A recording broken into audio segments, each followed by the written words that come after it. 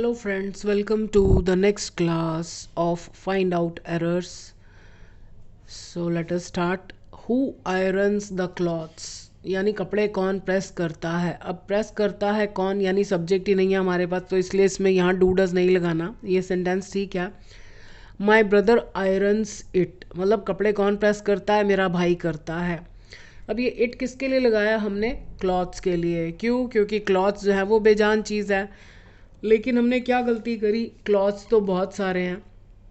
So when we are talking about plurals, तो plurals के लिए इट नहीं आता, दैम, चाहे वो लिविंग हो या नॉन लिविंग हो। सो माई ब्रदर आयरन्स दैम, ये गलती बहुत ज़्यादा होती है।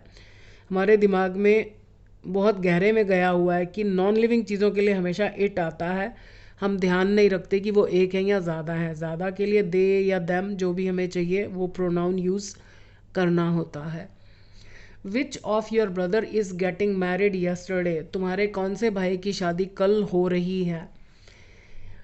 ऑफ जब में से के लिए आता है ना, तो उसके बाद वाला नाउन हमेशा प्लूरल होता है। विच कौन सा, ऑफ योर ब्रदर्स तुम्हारे भाइयों में से कौन से की। जैसे हम कहते हैं ना वन ऑफ योर ब्रदर्स, तब भी ऐसा आता है।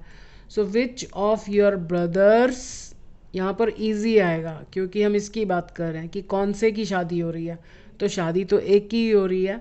So which of your brothers is getting married, अभी तो उसकी शादी होनी है, तो यहाँ टुमारो आना चाहिए, आने वाला कल, यस्टरडे नहीं। What did go wrong in the party, यानी पार्टी में क्या गड़बड़ हो गई।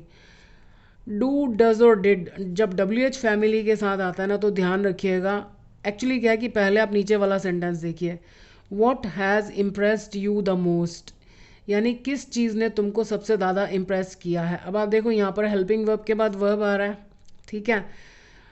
इसमें सब्जेक्ट नहीं है इस सेंटेंस में। क्यों? क्योंकि इम्प्रेस किया, किसने इम्प्रेस किया, तो सब्जेक्ट किसी भी तरह से वर्ब से पहले आता है। ये हमारा सब्जेक्ट है, यानी सब्जेक्ट के बारे में पूछा जा रहा है।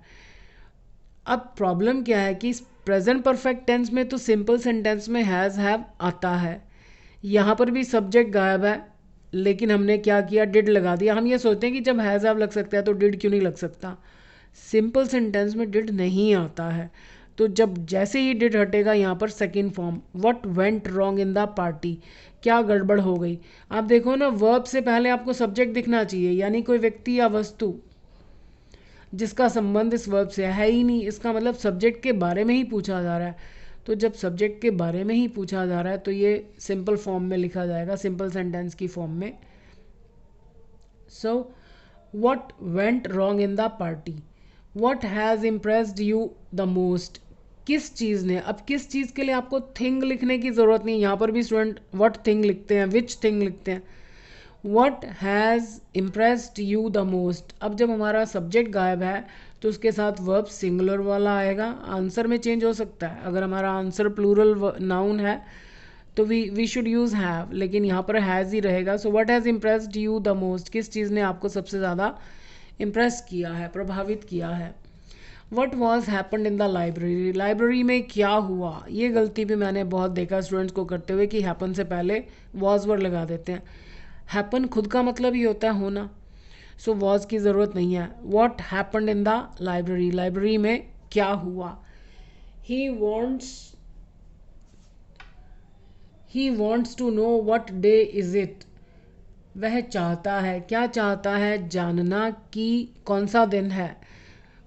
अब क्या के बाद वाली जो क्लॉज है, जो मिनी सेंटेंस है, वो कभी भी क्वेश्चन की फॉर्म में नहीं होता। ये हम पहले भी बहुत बार सीख चुके हैं, लेकिन ये गलतियाँ सब बार बार होती हैं, इसलिए हमें इनकी बार बार प्रैक्टिस की ज़रूरत है।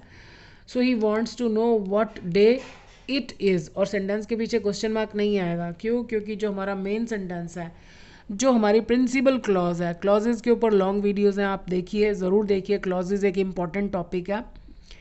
So he wants to no, ये नाउन क्लॉज है, व्हाट डे इट इज़, कि ये कौन सा दिन है। So question mark is not required. Who did you saw in the garden, अब देखा, किसने देखा, तुमने देखा, तो सब्जेक्ट है हमारे पास, तो ठीक है, क्वेश्चन बनना चाहिए। हु जो है, हु का काम तो करता ही करता है, हुम का काम भी कर सकता है, यानी ये सब्जेक्ट के बारे में भी पूछ सकता है, ऑब्जेक्ट के बारे में भी पूछ सकता है। जब आपको हु के बाद क्वेश्चन बना हुआ दिखाई दे। अब ये देखो डिड यू, अगर ये यू नहीं होता तो ये सेंटेंस गलत था। सो हु यहाँ पर होम का काम कर रहा है। डिड यू, डिड को सेकेंड फॉर्म पसंद नहीं। Who did you see in the garden, तुमने गार्डन में किसको देखा। हम यहाँ पर होम भी लगा सकते हैं, लेकिन एडवांस्ड तरीका यही है कि हु लगाया जाए। Who did you see in the garden.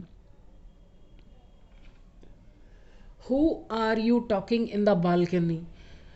अब आर यू टॉकिंग तो ठीक है, हमारे पास सब्जेक्ट है। यहाँ पर ये फिर होम की बात कर रहा है कि आप किससे बातें कर रहे हैं। So who are you talking in the balcony. अब इन द बालकनी का मतलब तो हो गया बालकनी में। किस से, ये से गायब है सेंटेंस में, आप किस से बातें कर रहे हैं।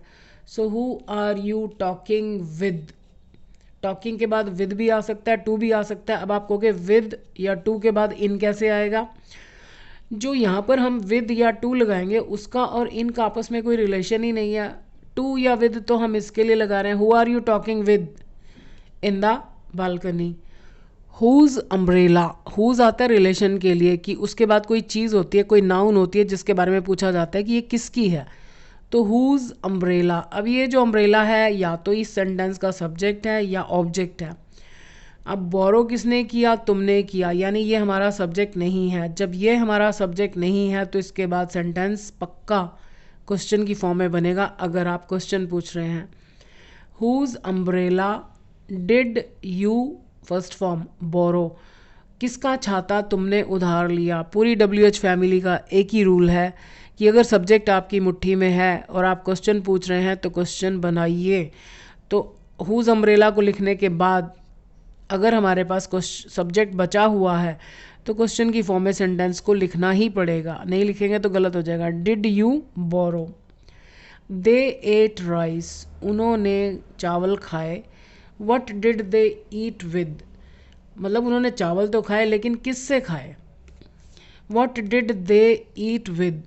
अब क्या है कि जो ऑब्जेक्ट होता है ना, अगर हमें पता है क्या या किसको का जवाब तो वो बार बार मतलब उसको रिपीट करना पड़ता है।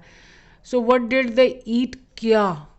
अब क्या खाया उन्होंने, राइस खाया। वो हमें मालूम है कि राइस खाया लेकिन हमको यहाँ दोबारा लिखना ज़रूर पड़ेगा। So what did they eat it with, मतलब उन्होंने इसे यानी राइस को किस चीज़ के साथ खाया। सो आई होप आपके एग्ज़ाम्स की तैयारी ज़ोरों शोरों से चल रही होगी। So I wish you all the best for your exams. Without tension पढ़ते रहिए, अच्छे मार्क्स से पास हो जाएंगे। Thank you.